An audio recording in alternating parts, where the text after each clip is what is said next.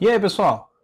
Nesse exemplo, nós iremos determinar, através do princípio dos trabalhos virtuais, os deslocamentos verticais nos pontos B e D da viga da figura. E, em seguida, vamos determinar a rotação no ponto A. No caso das vigas, nós já vimos que, embora possa existir força cortante, é prática comum em uma aproximação bem razoável considerar no cálculo dos deslocamentos apenas a parcela gerada pelo momento fletor. Pelo PTV, esse deslocamento será calculado a partir da relação entre os momentos fletores gerados pelo carregamento externo aplicado à estrutura, que nós chamamos de momentos reais, e os momentos fletores gerados por um estado virtual de carregamento. Esse carregamento virtual será representado por uma única força concentrada, ou momento concentrado, no caso da rotação, aplicado no ponto e na direção em que nós desejamos determinar esse deslocamento. Então vamos começar a resolução do nosso exercício obtendo o diagrama de momento fletor para o estado real de carregamento. Cabe lembrar, mais uma vez, que nós não precisamos determinar o diagrama de momento fletor completo. Nós precisamos obter os esforços nos nós da viga e, conhecendo esses e o tipo de carregamento aplicado no interior do elemento, nós conseguimos resolver essa integral a partir da famigerada tabela de Kurt-Baer ou de Vereenschegen. Nesse caso, eu vou considerar o ponto A como um nó, o ponto C como um nó e o ponto D. Dessa maneira, essa estrutura vai ser discretizada em dois elementos. E, nesse primeiro momento, nós só precisamos determinar os momentos em A, C e D para o estado virtual e para o estado real. Nesse exemplo específico, a gente não vai precisar nem determinar as reações de apoio para poder identificar os momentos. Para obter esses momentos nodais, eu vou aplicar a seção no nó. Os pontos A e D são pontos de extremidade, portanto, os momentos já são previamente conhecidos. Ou seja, o único ponto que a gente desconhece o valor do momento fletor é o ponto C. Como esse nó é compartilhado por duas barras, o momento fletor gerado nesse trecho é integralmente transferido para o segundo trecho. Então, o momento nesse nó vai ser igual nos dois lados do diagrama. Sendo assim, para obter seu valor, eu vou só realizar uma seção aqui imediatamente após o ponto C, que naturalmente esse momento fletor vai ser igual na seção imediatamente antes do ponto C. No ponto A, está sendo aplicado um momento concentrado de 25 kN. Caso esse momento não existisse, por se tratar de um apoio duplo, o momento fletor no ponto A seria nulo. É exemplo do que acontece lá no ponto D. Como esse momento aplicado à extremidade esquerda está no sentido anti-horário, ele gera uma flexão negativa. Então, nesse ponto, o momento fletor será de menos 25 kN. Eu vou realizar aqui uma seção logo após o ponto C e aplicar as condições de equilíbrio para obter o momento fletor interno. Fazendo o somatório dos momentos na seção igual a zero, nós teremos que M mais 10 vezes 2 vezes 1 terá que ser igual a zero. Portanto, M terá que ser igual a menos 20 kN. Então, nesse ponto, o momento é menos 20. Na extremidade direita, por ser uma extremidade livre com nenhum momento concentrado, o valor do momento será nulo. Agora que nós conhecemos esses momentos nodais, nós podemos ligar os pontos, conhecendo o grau da função associada ao carregamento. Então, no trecho AC, nós temos uma carga distribuída que vai gerar uma função de segundo grau. Então, nós ligaremos esses dois pontos por uma parábola. Da mesma forma, entre C e D nós também ligaremos por uma parábola. Então, quer dizer que eu não preciso obter o valor do momento máximo aqui no trecho AC. Como é que eu sei que essa carga distribuída mais essa força concentrada vão gerar um momento fletor positivo suficiente para fazer com que o diagrama tenha no trecho AC uma parte positiva? Bem, para a gente saber isso de fato, nós teríamos que, por exemplo, traçar o diagrama de força cortante e ir calculando a área para obter o valor dos momentos em todos esses pontos. Mas como eu falei no início do exemplo, isso não é necessário, beleza? Então esse é o nosso diagrama de momento fletor real. Agora que nós o temos, vamos dividir essa estrutura em dois elementos e transformar cada um em uma viga biapoiada. Bem, para que a gente possa analisar cada elemento de forma isolada como uma viga biapoiada, a gente precisa aplicar em suas extremidades os momentos provenientes da interação entre os elementos. Nesse caso, eu preciso aplicar no ponto C momentos que gerem, tanto na barra AC como na barra CD, um momento negativo no ponto de 20 kN. Então, para que isso aconteça na barra C, eu preciso aplicar o momento no sentido horário e na barra CD no sentido anti-horário. Ambos, é óbvio, com a intensidade de 20 kN. E nós podemos obter os momentos gerados nos segmentos por cada ação atuando de maneira isolada. Então, o momento de 25 kN aplicado à extremidade esquerda da barra vai gerar esse diagrama de momento fletor. Agora, o momento de 20 kN aplicado à extremidade direita da peça irá gerar o seguinte diagrama de momento fletor. Agora, uma carga uniformemente distribuída de valor igual a 10 kN por metro vai gerar o seguinte diagrama de momento fletor, cujo momento máximo é QL2 sobre 8, isto é, 10 vezes 4 ao quadrado dividido por 8, que é igual a 20 kN. Por fim, nesse trecho ainda atua uma força concentrada de 20 kN, cujo diagrama de momento fletor tem a seguinte forma. Para quem não lembra, o momento fletor máximo de uma viga biapoiada com a carga concentrada centrada é PL sobre 4. Se ela não fosse centrada, se ela tivesse uma distância A da extremidade esquerda e B da extremidade direita, esse momento fletor máximo seria PAB sobre L. Aí quando A é igual a B, que é igual a L sobre 2, o momento máximo fica PL sobre 4. Então fazendo P, que é 20, vezes L, que é 4 sobre 4, aqui também fica 20 kN.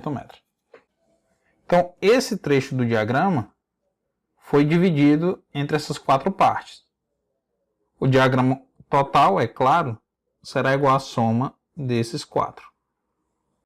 E nem sempre, pessoal, vocês precisam ficar fazendo essa representação de vigas biapoiadas. A partir do próprio diagrama você já consegue identificar como ele pode ser subdividido. Fazendo agora a mesma análise para o trecho CD. Nós podemos traçar o diagrama gerado pelo momento concentrado de 20 kN, que vai ter esse formato. E em seguida nós podemos traçar o diagrama decorrente da carga uniformemente distribuída. E assim como no caso anterior, esse momento fletor máximo será igual a QL2 sobre 8, isto é, 10 vezes 2 ao quadrado dividido por 8, que dá 5 kN. Vocês podem me perguntar, e se eu quisesse tratar aqui como um trapézio, eu poderia? Claro, eu prefiro decompor em triângulos porque é uma forma recorrente e isso faz com que a gente memorize com maior facilidade as relações com o triângulo. Mas se vocês quisessem decompor aqui em um trapézio, em que há a ocorrência simultânea dos momentos concentrados de 25 kN e de 20 kN, chegaria-se ao mesmo resultado. A nossa ideia de discretizar a estrutura e analisar cada ação de maneira isolada é poder utilizar aquela tabela sem grandes problemas. Então agora que nós fizemos tudo isso para ação real, nós faremos o mesmo para o nosso estado virtual. Nós vamos começar calculando o deslocamento vertical no ponto B e por essa razão o estado virtual será criado com essa estrutura estando submetida a uma força concentrada unitária aplicada nesse ponto B. Para obter o diagrama do estado virtual, a gente vai aplicar exatamente a mesma estratégia que foi utilizada para obter o diagrama real. Isto é, a gente vai identificar os valores dos momentos nos pontos A, C e D, que são os nós escolhidos previamente para analisar a estrutura. Nos pontos A e D, o momento fletor será igual a zero. Afinal, são extremidades em que não há momento concentrado aplicado. No ponto C, o momento fletor também vai ser igual a zero. Nós podemos observar que, como no trecho CD não tem carregamento, não será gerado momento. Por essa razão, o trecho AC é equivalente a uma viga biapoiada com a carga concentrada de 1 kN aplicada no seu ponto médio. Fique bem claro, pessoal, estou colocando a carga aqui como 1 kN, mas ela é virtual e, por não existir, ela pode assumir qualquer valor. Pode ser em tonelada, em quilos, um valor unitário qualquer. Como eu costumo trabalhar sempre com os valores em kN e em metros, essa carga unitária eu vou colocar também em kN. Beleza? Então, no ponto A é 0, no ponto C é 0 e no ponto D é 0 também.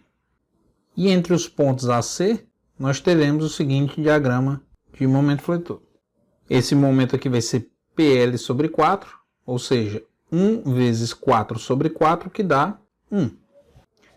Agora que nós temos o diagrama virtual e os diagramas reais, nós iremos combiná-los para calcular o deslocamento. Bem, o nosso domínio de integração foi dividido em duas partes. Uma compreendida entre o trecho AC, isto é, para um trecho de 0 até 4 metros, e para o segundo trecho, que vai de C até D, é um trecho de 2 metros. Primeiro a gente vai calcular a parcela do deslocamento referente ao trecho AC. Depois a gente calcula do trecho CD.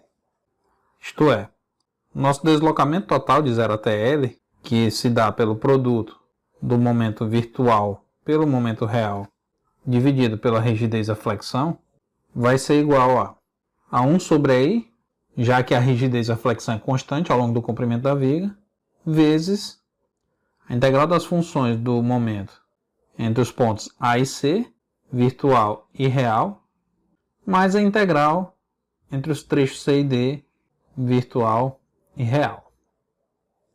Nesse primeiro momento a gente vai focar nessa parte aqui. O diagrama real nesse trecho foi dividido, isto é, a gente obteve os momentos fletores a partir de cada ação atuando de maneira isolada. Então, ΔC será igual a 1 sobre EI vezes a integral desses dois diagramas, esse triângulo vezes esse triângulo, mais a integral desses dois diagramas, 1 vezes menos 20, mais a integral do produto desses diagramas, então 1 vezes 20, mais a integral do produto desses diagramas. E aí o resultado de cada uma dessas integrais a gente vai extrair lá da tabela de Kurt-Bardner. Lembrando que essa integração, que é feita de A até C, é referente a um elemento de comprimento igual a 4 metros. Então esse delta do trecho AC vai ser igual a 1 sobre EI vezes. Nós temos agora que combinar esses dois triângulos. Um triângulo com valor máximo no meio, igual a 1, e um triângulo com valor máximo à esquerda de menos 25. Então nós temos esse triângulo combinado com esse. Isso vai combinar nessa equação aqui. 1/6 de L, que é o comprimento do segmento, vezes, abre parênteses, 1 mais B sobre L, sendo B a distância do centro até a extremidade direita do triângulo. No nosso caso, como esse momento máximo é no meio, A igual a B. Então aqui é indiferente. Vezes o momento máximo na extremidade esquerda, que é esse MA, vezes o M médio, que é esse M aqui. E aí que fique bem claro, essa tabela nos dá o resultado da integral do produto de duas funções. Aqui elas estão representadas pela letra M e M barra, mas aqui poderia ser força cortante, poderia ser força normal. E não necessariamente a gente tem que procurar o momento real nessa coluna e o momento virtual nessa linha. A gente pode trocar também. E outra dúvida recorrente é, mas o triângulo lá está para baixo. Esse aqui está para cima. Como é que a gente faz essa correção? Através do sinal. A gente vai manter o sinal positivo ou negativo do momento.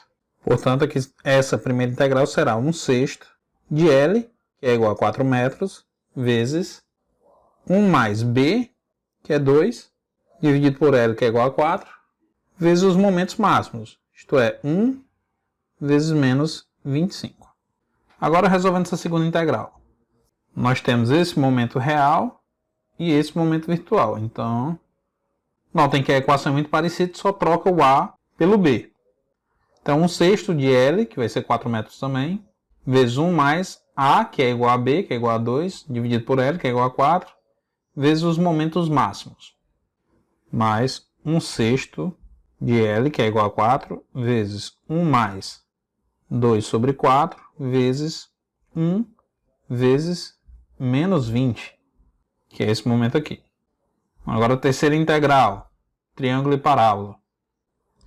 Temos aqui essa parábola combinada com esse triângulo, que vai nos dar essa equação como resposta. Ou seja, 1/3 do comprimento, vezes 1 mais o produto dos trechos A e B, dividido por L ao quadrado, vezes o momento máximo da parábola, vezes o momento máximo do triângulo. Então, mais 1/3 de 4 metros, que é o L, vezes 1 mais 2 vezes 2 sobre 4 ao quadrado, vezes 1 vezes 20. Para finalizar, a gente vai somar agora a parcela referente a essa última integral. São dois triângulos. Então, aqui na tabela a gente vai pegar esse triângulo e combinar com esse outro aqui. Ou seja, 1/3 do comprimento vezes os dois momentos máximos. Reparem, pessoal, a gente só pode utilizar essa combinação se os dois triângulos tiverem seus valores máximos na mesma posição. Caso não tenha, isto é, se nós tivéssemos algo dessa natureza, a gente deveria separar os trechos. Então, combinar esse triângulo com esse trapézio com esse trapézio aqui, e esse triângulo com esse triângulo. Tá bom? Então eu só posso fazer essa combinação se ambos tiverem seu valor máximo na mesma posição, que é o nosso caso. Então aqui vem mais 1/3 de L, que é igual a 4, vezes os dois momentos, que vai ser 1 e 20. ΔC será, portanto, igual a 1 sobre I vezes o resultado desse produto, que dá menos 25, mais o resultado desse produto, que dá menos 20, mais o resultado desse produto, que dá mais 100 sobre 3, e o resultado desse produto, que dá mais 80 sobre 3. Ou seja, ΔAC será igual a 15 sobre EI. Mas esse, é claro, foi o deslocamento referente aos momentos que se desenvolvem só no trecho AC. A gente dividiu o nosso domínio de integração, está fazendo por partes. Primeiro para o trecho AC, agora a gente vai fazer para o trecho CD, e o deslocamento total será a soma desses dois deslocamentos. Para o trecho CD, porém, nós observamos que no estado virtual não era gerado momento fletor. Então, se a gente multiplicar 0 por qualquer coisa, o resultado é 0. Então, ΔCD é igual a 0. Portanto, o deslocamento total no ponto B, que vai ser igual ao deslocamento nesse ponto, referente aos esforços atuantes no trecho AC mais o acumulado no trecho CD, será igual a 15 sobre EI. E é isso. Se nós tivéssemos o valor do módulo de elasticidade longitudinal e do momento de inércia, nós poderíamos obter o valor real do deslocamento. Agora no item B a gente vai calcular o deslocamento no ponto D. Só que eu vou dividir esse vídeo para ele não ficar muito longo. Sendo assim, o item B desse exercício a gente vai ver no próximo vídeo, tá bom? Então, até logo!